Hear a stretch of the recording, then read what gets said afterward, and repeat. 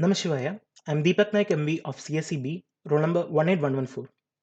In this video, I will be taking you through my case study project in which we have to build multiple microservices, we have to containerize it, and we have to deploy it using Kubernetes. So as you can see here, it is my repository in GitHub named as project 2. Here I have three folders which represents my three microservices. So my first microservice is index, second is login, and third is register. So if I take you through the folder index, you can see I have different folders which contains a Docker file, a package.json file. So let us look on to the HTML page which I'm going to host. So here, as you can see, this is the HTML page. And what this microservice does is a user can access links to all the Amrita colleges there is, and he can also get a brief description of all these colleges. And also, there are two buttons in this page called as login and register. By clicking these buttons, it will redirect you to our other APIs which are hosted in different port numbers. That is, the login API is hosted on port 3001 and the register API is hosted on the port 3002. So that was the HTML page. Now taking you through the Docker file. So here I'm, as you can see, I'm installing all the needed documentation which is present in the JSON file, and I am hosting this index. I am hosting this microservice in the port 3000. Now you can see I have written the inside the CMD command. I have written something called as dev. So in order to understand, I would like to take you to my package.json file. So each time while we are running that page, I have to run this command called as app.js, which is present in src. So for that command, I have tagged it using the name called as div. So that is why I'm using it in my Docker file. So yeah, so this is it about the package.json file. So as you can see, these are all the dependency list, that is Bootstrap, Express, HBase, Mongoose, which will be uh, installed when I'm hosting it. So here I'm going to the page called as src. Here I have app.js, which I will be hosting in the port 3000. Okay. So here what it does is whenever I am hosting it in port 3000, it will be rendering that page. So that is all about the index microservice. So now taking you through the next microservice which I have, that is the login page. That is a login microservice. Here I have a Docker file package.json as I mentioned before, and the important things are present in uh, templates. In templates, I have an HTML page called as login. So this is the HTML page where I have all the text box and all those things. I have given inline commands for CSS and all. So this is my HTML page. Then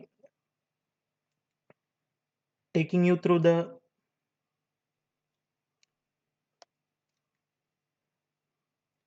okay. So in SRC, I have two other folders. That is, one is DB and one is models. In DB, I have an application called as connect.js, which is used to connect my databases, which is present in login as well as registers microservice. And here in models, I have another JS application called as registers.js, in which I have given the schema for the database which I am using. That is, as I said, in my login page, I have different text boxes. So here the name should be of that. As you can see here, this is the schema for the database, in which the elements should be name, age, phone number, email, password, and confirm password. Name should be of the type string, age should be of the type number, phone number should be of the type number, email should be of the type string, password and confirm password should be of the type string. Here, as you can see, email phone number, all should be unique for each users. That is why these are declared as such. So, and these fields should be required in order to conduct the actions. That is why I have written required equal to true. So this is the schema for the database which I will be using. So now going on to the Docker file, I can see that I have deployed the microservice called as login in the port 3001, and I am running it.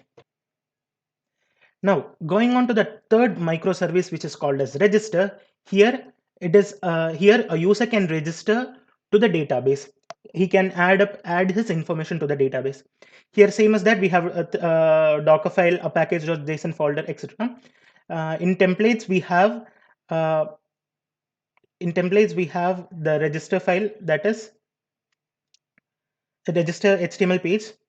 So here a person can register. There will be text boxes, all those things.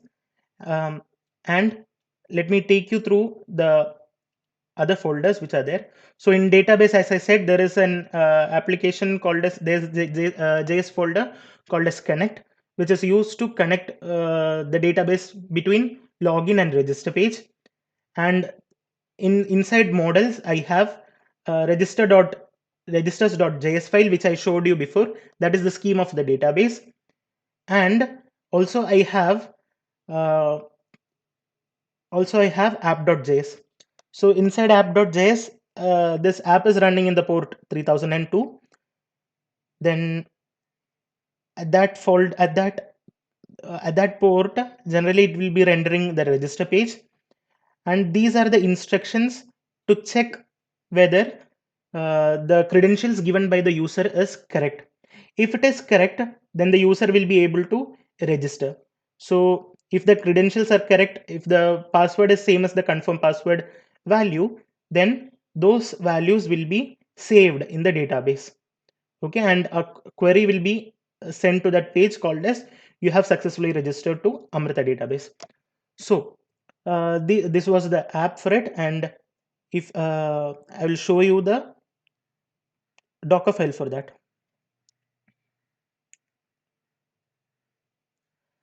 So this is the Docker file which is showing it is installing all the necessary things which is required, and the third microservice is hosted on the port 3002.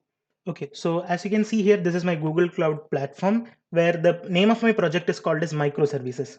So in this, I have created a folder called as demo3. So inside that, I have cloned my uh, GitHub repository using git clone command and pasting this URL.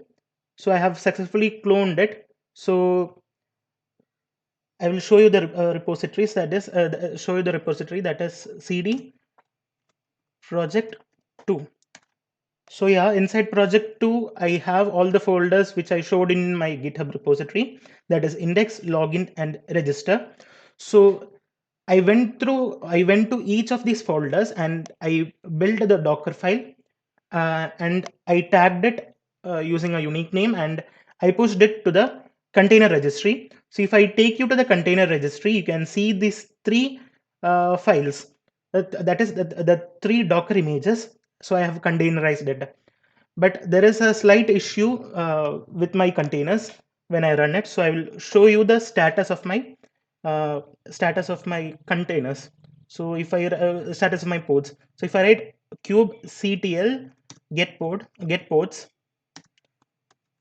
it will show you the status of all the pods that you have pushed to the container registry. So as you can see here, the port that is the status of all these pods is crash loop back off.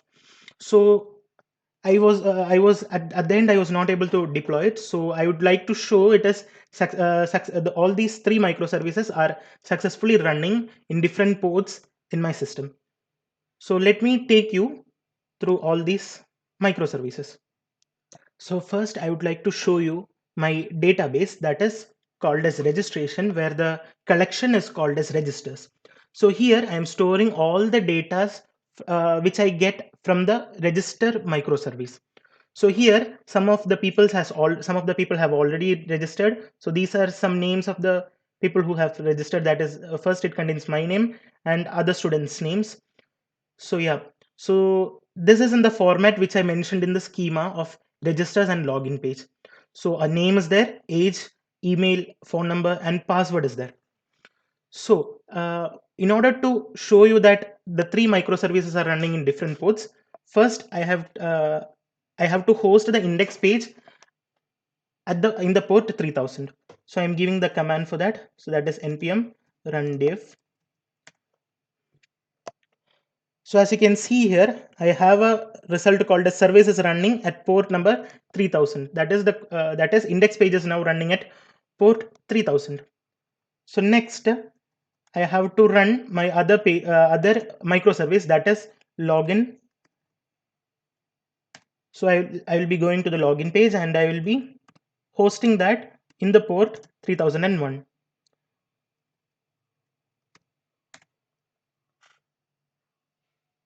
So as you can see here, the connection is successful. That is, the login microservice is actually running in port 3001. Now I have to host the register page. So for that, I have to go to that current page and I should write the command in order to host it on the port 3002. So as you can see here, uh, the microservice that is called as register is now successfully running on the port 3002. Now let us check if it works.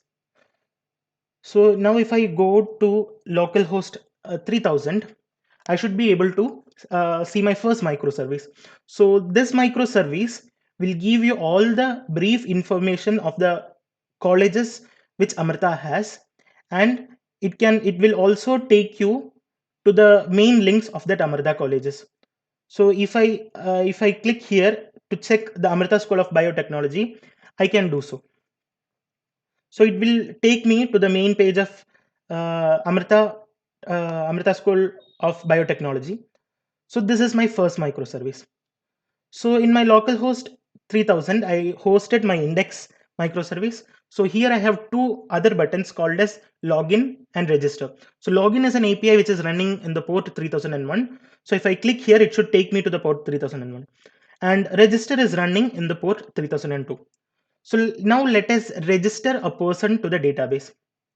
So if I click on to that button called as register, it will take me to the port 3002 where I hosted my register microservice. So here, if I'm not entering a name and if I'm submitting it, it will show me an error saying the name is not valid. So I have to enter a name, and let me enter a name called as Jinesh. Age is 32. Phone number, let it be 312456789. So yeah, and the email address is jinesh@gmail.com. Let me write password as Jinesh first and Deepak second. Okay, and if I try to register it, it will show me an error called as password are not matching. So I have to go back and retype the passwords. So I am writing the password as Jinesh and I'm confirming the password. So if all my credentials are correct and if I register, what happens is it will show you that you have successfully registered to the Amrita database. So now to check it, I have to go to my database, and if I refresh and if the command has run successfully, it should show me the data which I have entered. So as you can see, a new data is entered to the database collection. So the name is Jinesh, age is 32, and all these details are successfully entered to the database. So now I will show you the login page. So I have to go back, and here I have to click onto the button called as click here to login. So it will take me to the port 3000 because login API is actually hosted on the port 3000. So here if I write jinesh@gmail.com and if I write an incorrect password, say my name, And if I submit, it will show you that I have entered an invalid email or password. I'm not saying specifically if the email is valid or the password is valid. I'm saying something might have gone wrong. Okay. So in order to log in, I have to successfully type the correct email as well as the password. So if I write Jinesh and if I submit, it will show that we have successfully logged in to the Amrita database. So these were the three microservices. First one was the index page from which I can go to all the official sites of all the Amrita colleges. Second is the login page where a user who has already registered can log in. Uh, so login page can be considered as a validation page. And here the third microservice is called as the register where a user can register and can store his values to the Amrita database. So these are the three microservices, and three are running in different ports, that is 3000, 3001, and 3002 successfully. So this is all about the case study projects. So I was able to build all these three microservices. I also containerized it, but the only issue was in deploying it. During deploying, I got a crash loop backoff error. So I tried my maximum in order to correct it, but was unsuccessful. So yeah, so that was my project. Thank you for watching this video. Hope you enjoyed it. Thank you.